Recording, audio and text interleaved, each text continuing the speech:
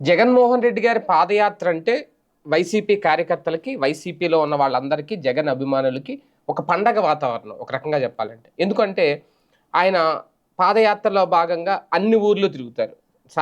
దాదాపుగా గతంలో పాదయాత్ర చేశారు కాబట్టి, ఇప్పుడు అంతకు మించి ఎక్కువ అన్ని గ్రామాలని టచ్ చేస్తారు అనేది. సో, ప్రతి కార్యకర్త కూడా జగనన్న మా ఇంటికొస్తాడు, జగనన్న మా ఊరొస్తాడు ఈ ఆనందంతో ఉంటారు.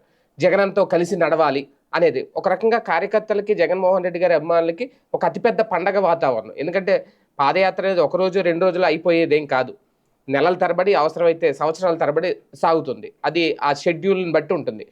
ప్రకటించేశారు. ఉంటుందా లేదా పాదయాత్ర అనుకుంటే క్లారిటీ వచ్చేసింది. జగన్మోహన్ రెడ్డి గారే స్వయంగా చెప్పేశారు. పాదయాత్ర చేస్తాను, త్వరలో మిమ్మల్ని కలుస్తాను, మనం మళ్ళీ మళ్ళీ కలుసుకుందాం అని చెప్పి యువజన విభాగానికి చాలా సూచనలు చేశారు. దాంతో పాటు పాదయాత్ర అలాగే జిల్లా టూర్లు 2 ఉంటాయి. అంటే ముందు జిల్లా టూర్లు చేసేస్తారు. తర్వాత పాదయాత్ర చేస్తారు. ఈ లోపల ఎన్నికలొస్తాయి. అంటే ఒక ప్రిపరేషన్ అయితే రెడీ అయిపోయింది. ఒక ప్రణాళిక సిద్ధం చేసేసుకున్నారు. 2029 ఎన్నికల గెలుపుకు సంబంధించి ప్రజలకి ఎలాంటి హామీలు ఇవ్వబోతున్నారు, ఎలా ఇస్తారు అనే దానికి పాదయాత్ర అనేది ఒక మార్గం. ఆ మార్గం 2019 ఎన్నికల ముందు బాగా కలిసొచ్చింది. అధికారంలోకి వచ్చారు. 151 స్థానాలు గెలుచుకున్నారు. 2024కి ఆయన ముందు అధికారంలో ఉన్నారు కాబట్టి పాదయాత్ర లాంటివి చేయలేకపోయారు, చేయలేదు. ఓకే. అది దానివల్లే ఓడిపోయారు అని అనలేం గానీ, అది వన్ ఆఫ్ ది రీజన్. ఇప్పుడు ప్రతిపక్షంలో ఉన్నారు. చాలా సమయం ఉంది.